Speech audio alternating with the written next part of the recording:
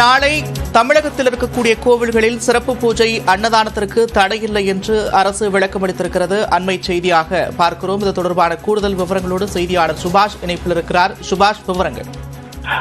நாளை சிறப்பு பூஜை அன்னதான திட்டத்திற்கு எந்த ஒரு தடை இல்லை என்று தமிழ்நாடு அரசு செய்தி வெளியிட்டிருக்கிறது மற்றும் தவறான செய்திக்கு மறுப்பு தெரிவித்து அதை வன்மையாக கண்டிப்பதாகவும் அந்த அறிக்கையை சுட்டிக்காட்டியிருக்கிறது. உத்தரப்பிரதேச மாநிலத்தில் அயோத்தியாவில் புதிதாக கட்டப்பட்டுள்ள ராமர் கோவிலுக்கு நாளை குடமுழுக்கு ஆனது நடைபெற இருக்கிறது.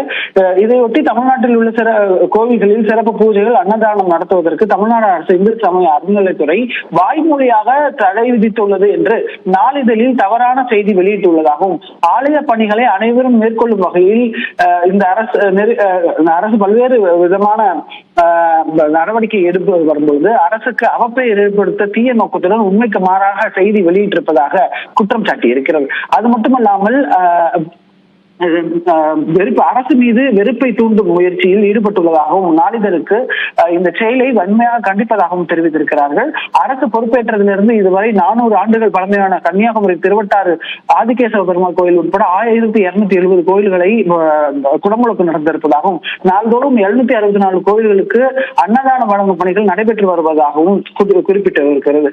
இந்து சமய வழிபாடு உணர்வுகளில் மூன்றியுள்ள தமிழ்நாடு மக்கள் அனைவருக்கும் இந்த உண்மை புரியும் என்றும் மாற்று கருத்துடைய எதிர்கட்சி கூட இதை மறுக்க மாட்டார்கள் என்றும் தெரிவித்திருக்கிறார்கள். இந்த நிலையில் திருக்கோயில் பணிகளை மிக சிறப்பாக நிறைவேற்றி நாள்தோறும் மக்களின் பாராட்டுகளை பெற்று வரும் தமிழ்நாடு அரசுக்கு அவப்பெயர் ஏற்படுத்தும் வகையில் அப்பன்றமாக வேண்டுமென்றே உள்நோக்கத்துடன் செய்தியை வெளியிட்ட செயல் மிகவும் கண்டனத்துக்குரியது என்றும் இத்தகைய தவறான உண்மைக்கு புறமான செய்தியை வெளியிட்ட நாளிதழ் மீது தமிழ்நாடு அரசு சட்டப்பூர்வமான நடவடிக்கை எடுக்கும் என்றும் அந்த செய்தி குறிப்பில் தமிழ்நாடு அரசு தெரிவித்திருக்கிறது.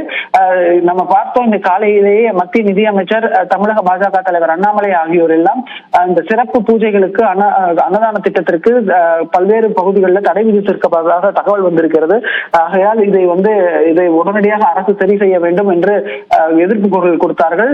அப்படி எந்த ஒரு செயலும் அரசு செய்யவில்லை என்று இந்து சமய அறநிலையத்துறை சேகர் பாபுவும் சொல்லியிருந்தார். அப்படிப்பட்ட தருணத்தில் தற்போது அரசு சார்பாக அதிகாரப்பூர்வமான செய்தி குறிப்பு வந்திருக்கிறது என்பது மிகுந்த முக்கியத்துவமாக பார்க்கப்படுகிறது. நன்றி சுபாஷ், விரிவான விவரங்களுக்கு.